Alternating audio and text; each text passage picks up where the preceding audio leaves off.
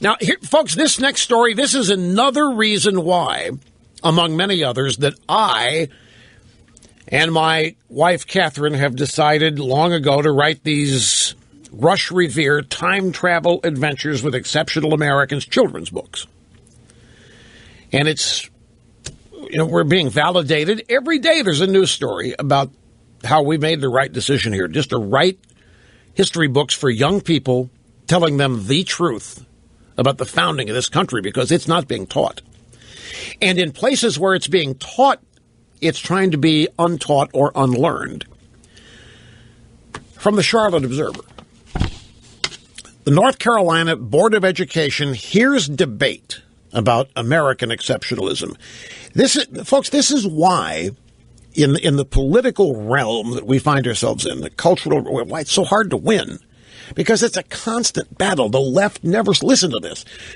The question of whether high school students should be taught that America's status is exceptional compared with other nations dominated debate yesterday over the redesigned Advanced Placement U.S. History course in North Carolina. Larry Krieger, retired history teacher and national activist, urged the North Carolina State Board of Education to demand that the College Board revise the Advanced Placement U.S. History course because its 70-page framework omits the mention of American exceptionalism that was in previous guidelines. This guy wants it put back in.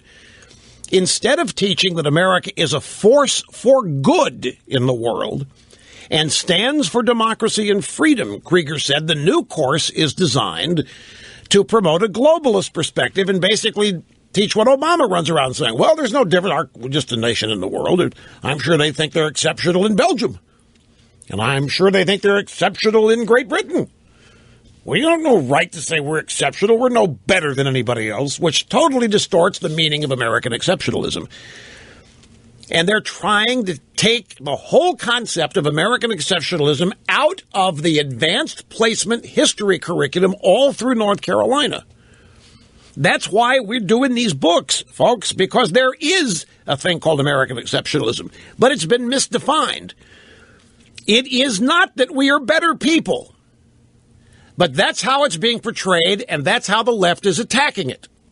The left's got many core beliefs, but one of them is we're all the same. Nobody's better than anybody else. We're all equal. And so the idea that America is better than any place else, not possible, especially to people who think that we're the problem in the world. Now, you and me, we think America is the solution to the world. But the whole concept of American exceptionalism has been so distorted. I can give you two definitions of it. American exceptionalism is exactly what Mr. Krieger here says that it is. America is a force for good in the world. America stands for and defends and protects freedom for all. America is a shining light, a beacon, a guidepost for free people. America inspires. America promotes. That's one definition of American exceptionalism. There's nothing about it says we're better than anybody. And nothing about it says we're superior. What it acknowledges is that freedom is the natural-born state that we all have. That every human being has a yearning in our spirit to be free. That's how we're created. The United States documents this. But another definition of American exceptionalism, which is one that I prefer just as much, is this. The history of the world is bondage. The history of the world for human beings is oppression. The vast majority of Americans who have lived, the vast majority of human beings who have lived in one form of tyranny or another. They have lived in bondage, they have lived in oppression, they've lived in slavery, they've lived in poverty, they have lived lives of abject misery. That's been the story for most people. And the human quest has been to escape that and to improve. America comes along for the first time in human history and provides the exception to that rule. The American founding fathers establish a nation on the basis of individual liberty and freedom. It had never before happened. Never. The closest you could get to it would be the Magna Carta back in the 1500s. But that was merely a statement on the human condition. It really didn't have a lot of governmental power behind it. It wasn't until the Founding Fathers came along with the founding document, the Constitution, preceded by the Declaration of Independence, which defined what it meant to be a human being in the world. And the United States, therefore, became the exception in the world for the human condition. The only place founded, the only place that existed under the premise that all people are free,